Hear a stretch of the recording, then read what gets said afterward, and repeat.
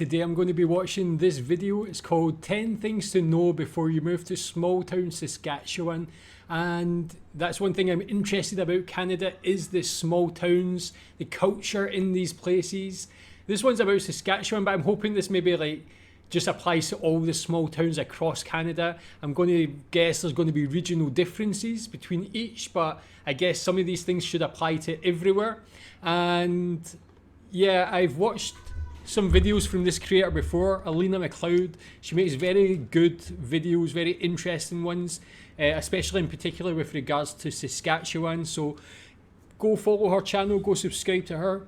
Tell me what you think about this. If you're from a small town, tell me what you think about life there. If you're from a big city, would you ever consider moving to one of these small towns? And if you've experienced going one way or the other, tell me about that as well. Let's watch.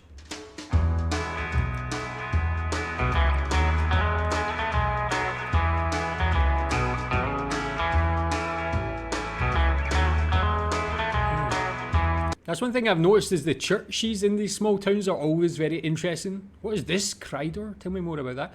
But the architecture, the buildings, all very unique. What is that? Is that like a Canadian Stonehenge? Well, hello friends. I have a very special video for you today where I am actually in my hometown. I mean, I was born in Kiev, Ukraine, obviously, so that's a hometown as well. But this is Kanistino, Saskatchewan. This is where people. I grew up. Wow.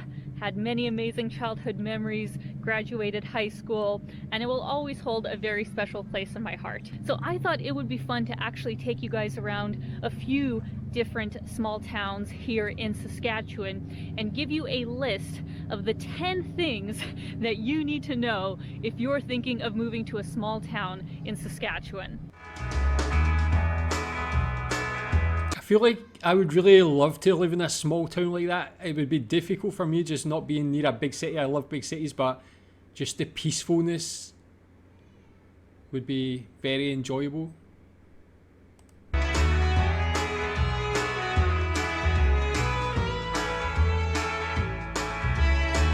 Chinese and Canadian cuisine in the one place, that's quite unique as well. All right, so let's begin with point number 1, and that is in a small town, community is everything. Now, there are definitely pros and cons to living in a small town as far as having a very tight-knit community. It's basically a very big family living in a small area. I graduated high school with 19 people in my class. And that can be really great if you get along with everybody, if you share similar values, you feel you can really rely on your neighbor, and everybody seems to know everything about everybody. But on the other hand, if you're not able to really blend into the group that you find yourself in, it can be a bit ostracizing. So what I would recommend for anyone who's thinking of moving to a small town is to actually dip your toes in the water, so to say, and just see what the people are like here. Maybe come to some of their community events, try and make a few friends. That itself would really help before trying to make a permanent sort of move to a small town. That makes sense. Yeah, I really like the community aspect of it. I guess that, as she said, it can have pros and cons, but do you think people in these small towns, are they generally welcoming to people coming from other places? I just love the way it looks. It's so interesting. Again, a diner as well.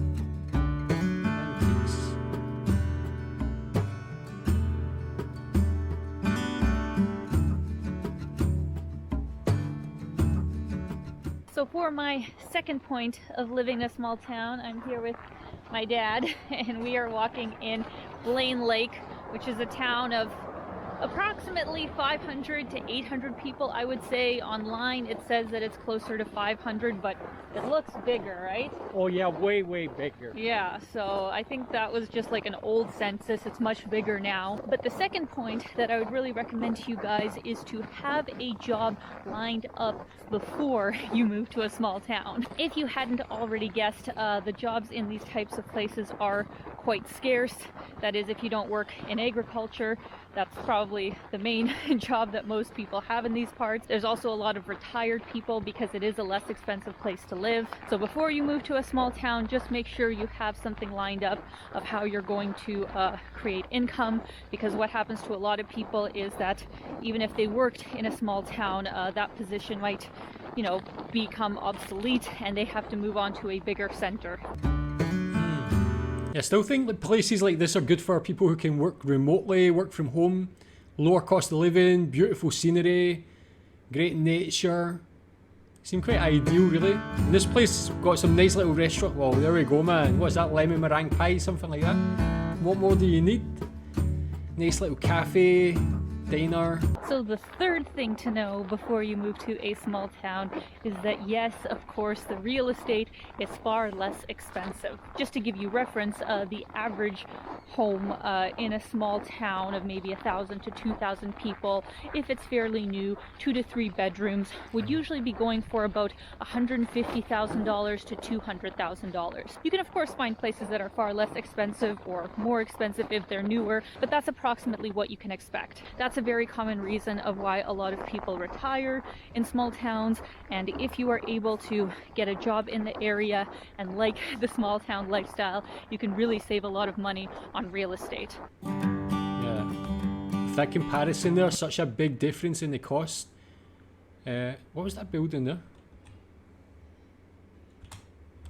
Is that like a mosque actually or something like that? There's that domed thing. Well, I like the sign, that's pretty interesting, but or maybe it's some sort of church as well. I don't know actually. Tell me more about that.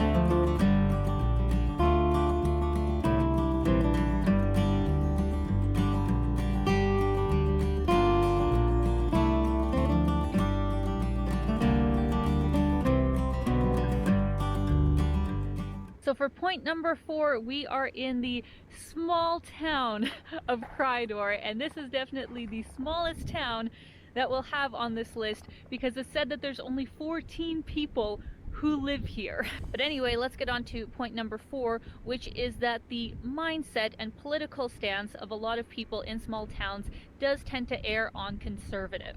Saskatchewan as a whole is currently run by a more conservative provincial government. It's called the Saskatchewan Party, but it is basically a runoff of the Conservative Party here in Canada. It is a lot harder if you consider yourself a liberal individual to really find common ground with people in a small town.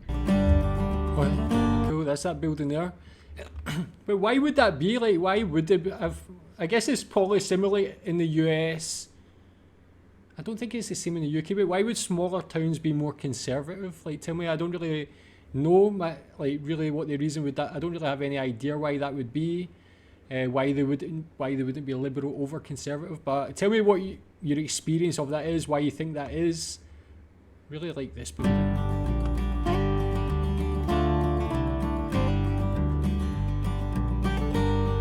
So I guess it's Christian. What is this? I don't know what that is. This symbol here. Maybe it's like a specific branch of Christianity. We're out here by the Ukrainian Orthodox Church in Crydor. Is that before moving to a small town, you should know that it is so cold. In Saskatchewan, that is. Basically, this whole week that I have been back in Saskatchewan, it is early February, it has been an average of minus 30 every single day. And if you take the wind chill into consideration, it's more like minus 40. But you just have to understand that that's just a part of living here. The winters are long, they can get very intense. You have to have a good vehicle and a well-insulated house to just survive. Yeah, I guess that advice just applies to a lot of Canada, not all of it, but most of it. Just keep wrapped up, keep warm.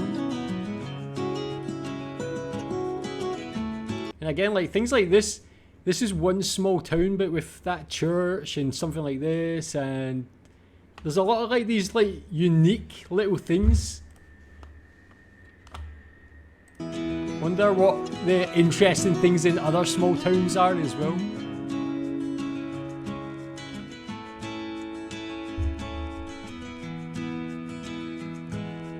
Some nice murals on the walls of the buildings.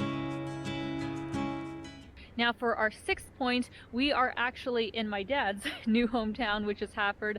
I've shown it in a couple of my videos, and I wanted to highlight that Hafford, for being a town of about 500 people, actually has a nurse practitioner, a visiting physician, has a nursing home, I guess you could say, and that is actually very rare in small towns. Most don't have that, and you have to go to a bigger center. Thus, my sixth point for this video is that healthcare in small towns is limited. I guess that could be a problem. Makes sense, but being so remote in some of these places, it would be more difficult to have these things set up in a big way. Yeah, tell me your experience of that. Have you had any good, bad experiences of healthcare in small towns? That you need to know before moving to a small town is that the internet speeds can be very slow. Now, if it's a bigger small town and if it's close to a larger center, you may be able to get, fairly good speeds, but out here in the boonies, like even my dad's place, for example, he is paying so much more than somebody in the city, and the speeds are so much worse. So if you're somebody who needs fast upload and download speeds for your work or personal use, make sure you check out where you're planning to move to, because you might be in for quite a shock. Yeah, that's one thing I was going to ask. What sort of speeds does she mean then? Like, is it less than 10 megabytes per second, more 100 megabytes? What's the cost? Do people use Starlink now in these sort of places? In front of the school here in Hafford, and I thought this would be fitting because number 8 is that small towns are a very safe place to live. Basically, since the time that I was 5 and we moved to Kinistino, I was walking around the whole town by myself, hanging out with my friends. It was before the time of cell phones, and our parents just never worried about us. I think it's a completely different story if you live in a city. I don't think you could let your kids do that. Like, you would get social services called on you and something bad might happen. Small towns are just a whole other story because you really do have the whole community looking out for you. Things are obviously so much more slower paced, and it just gives you a lot of freedom, especially if you're a kid.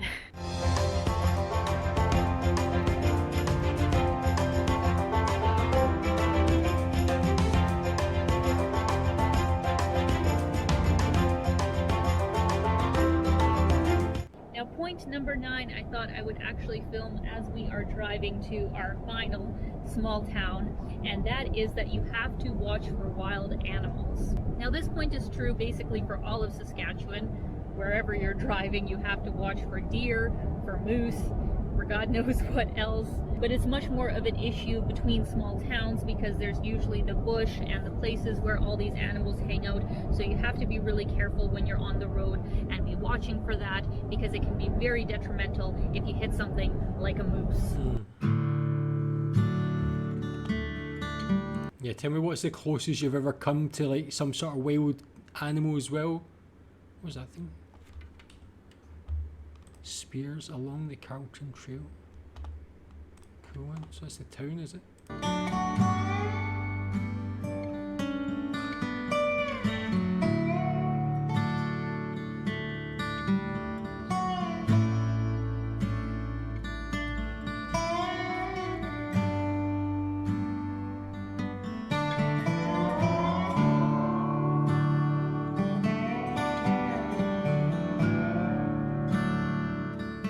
Maybe like when they talk about being more conservative in these small towns, is it because, or small towns, is it because religion is still more practiced in these small towns?